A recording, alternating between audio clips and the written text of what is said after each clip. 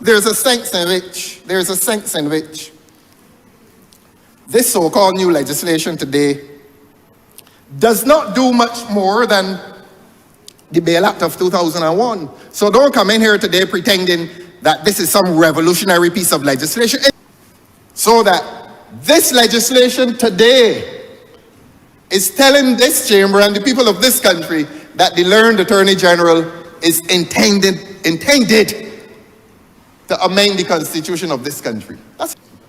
Where is it? Where is the new constitution? But if this learned Attorney General had brought the new constitution, the question of bail, he could extricate himself and this country from this dilemma related to bail.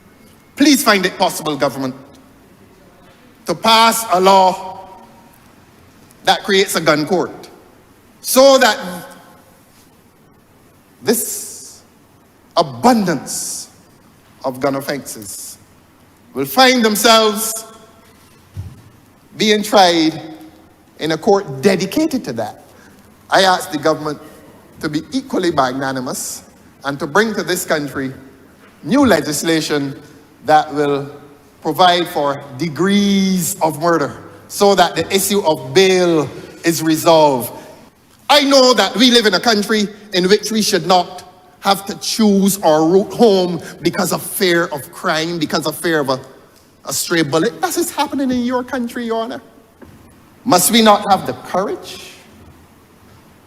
Must we become consorts with a criminal element because we want the extra vote?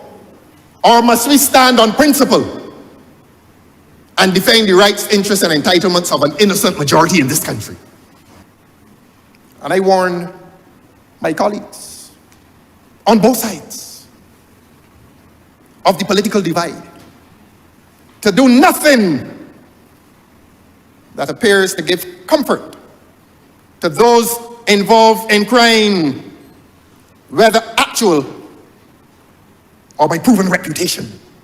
May I kindly say that this Parliament today has breached its responsibility to this country, and that this Parliament has not been firm. This Parliament has not been resolute. This Parliament has given birth to a failure, a legislative failure today, that has not adequately and properly addressed the question of bail. This government, when it suits it, is conveniently cowardly. And when it is politically expedient, it will have the courage to do wrong against the people of this country.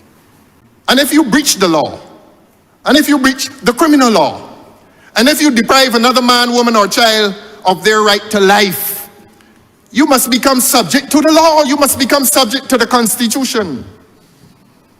And as parliamentarians, as lawyers, we must have the courage to say that. We could also take him to a department with which he may be more familiar, but he may be losing his grip on that one, the Barbados Police Service.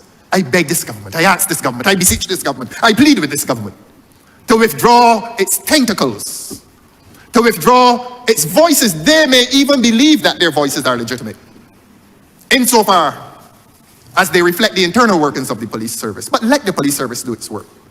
But the workings of the police service belong exclusively to the police service, and Section 8 of the Police Act is always a reminder that in the superintendence of the Barbados Police Service, the Commissioner of Police is answerable to the head of state, not the head of government. You know, tyranny, as the old people used to say of trouble, it doesn't set up like the rain. You don't look up and suddenly see dark clouds. This has not gone far enough, and I summarize and close by asking the learned Attorney General to get the new Republican Constitution to this Parliament, and to do it with haste. And to get that Republican Constitution to this Parliament with haste, and to get it here with a content that does not disturb the fundamental right to freedom that protects bail. Except that I ask this learned Attorney General to bring with that new Republican Constitution a new Offences Against the Person Act, which creates degrees of homicide so that the question of bail is determined when a man is charged. And solve this problem. Solve this national problem. Resolve this national scourge. And after this learned Attorney General has done that, to bring a gun court to the administration of justice, and to bring anti-gang legislation to this country and to rein in rampant criminality that visits us in our daily lives.